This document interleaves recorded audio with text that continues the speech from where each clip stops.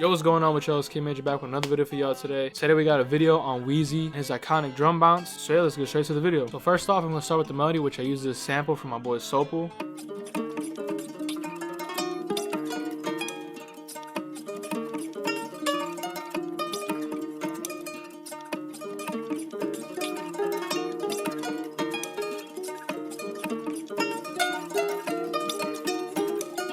So the sample obviously fits that real ethnic vibe like Wheezy would be doing for Gunna. And then for the sample, all I did is I cut off the low end to make room for the 808. Starting with the first pattern, here's how it sounds.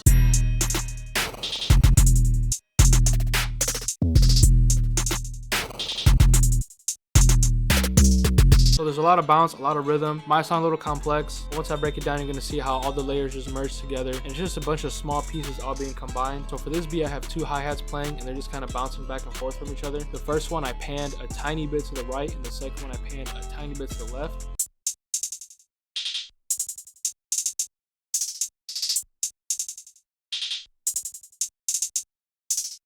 So the first pattern is the hi-hat that I originally started with, and there's a lot of spaces in between, which I obviously fill in with other instruments and the other hi-hat, but for this one it's pretty much simple. I went to the 1/3 step and I just laid down a couple rolls here and there, and then for the last one I went into 1/4 and added this roll gliding down, and then this last one at the end. Some advice that I do hear Wheezy do in a lot of his drums is he usually add it before another instrument would hit. So for an example, if I play with the clap, you'll see how this roll all come after the clap, but they're just bouncing off of each other. For these ones, a lot of the hi-hats hit before the clap instead of after. Pretty much every single one is right before the clap hitting.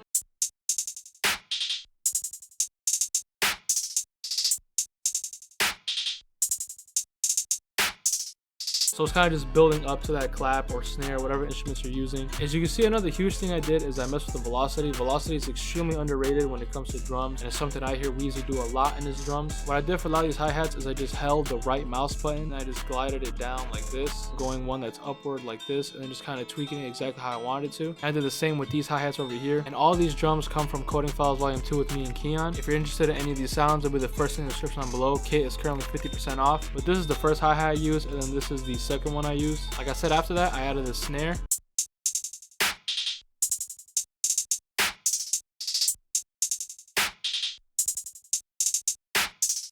This is the Hostile Mob snare. Sound selection is also another huge key when it comes to Wheezy's drum bounce. A lot of times he incorporates a lot of unique sounds that aren't as generic and used often. Then I copied and pasted that same pattern into this perk right here.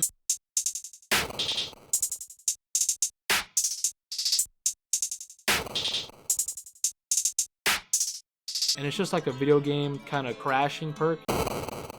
Once you have that nice foundation down, you have a nice rhythm going, I usually like to add the 808.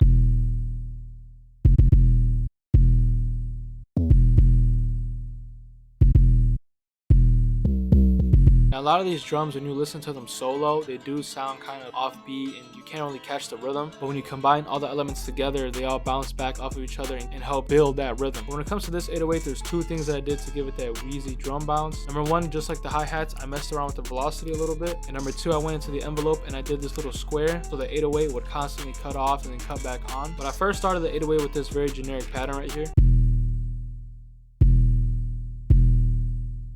which is the exact same as this pattern, except in between I added a lot of those extra notes and stabs to make it a lot more unique. For a lot of these, I just did a very simple roll where I would just copy the note and I would highlight the note and I would just drag it in a little bit. And then at the end, I obviously added this triplet bounce to kind of end off the pattern. And for this 808, I used the Black Widow V2 808. Since I knew I was going to add a lot of notes and I was going to create a pretty complex pattern, I wanted to have a very short 808. So in between the notes, there was a little bit of silence and a gap for the hi-hats, the claps, and all the other instruments to come in and take its spot. Lastly, I just added a couple snares and perks in between. I added this triangle inside of the percussion. And I added this DJ scratch perk, which I ended up using this for the second half of the beat. And then lastly, I added this Gears of War snare.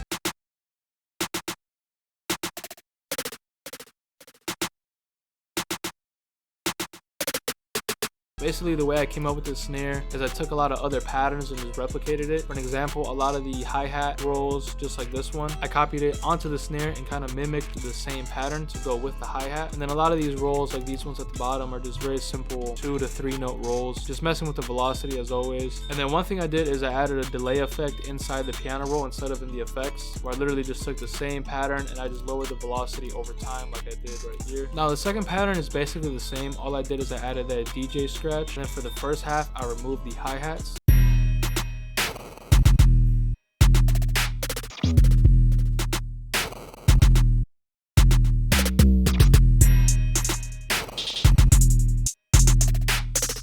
So yeah, just trying to create a second pattern, just small switch ups to make the beat not as repetitive and boring. And then it's the same thing I did here. All I did is I took the 808 and the triangle and I layered them together. I would just have them hit here and there, kind of like to pretend the beat was going to drop, but it wouldn't drop, and it would just build anticipation. Now for the effects on any of the drums, all I did is I added some effects on the triangle. I pitched it down 400 cents, and then I went into the wrench knob and I raised the feed, which is just giving it a small delay. And that was pretty much it. All these drums are just very easy to just drag and drop. They've already had some compression, EQ, a bunch of those effects to make it sound as clean and crispy as possible. The last thing I added was the master. I added a soft clipper on here with the threshold at -13 and the post at 90. Now I did have this loop raider with this little preset that y'all can just copy that I use a lot, but I didn't end up using in this beat. But I do recommend using a lot of looperator, gross beat, or effect tricks on your instruments or on top of the master to add that extra groove. But what I did add is the sound shifter. I just pitched it down 1 semitone and then I detuned it by 50 cents, and this was the final beat.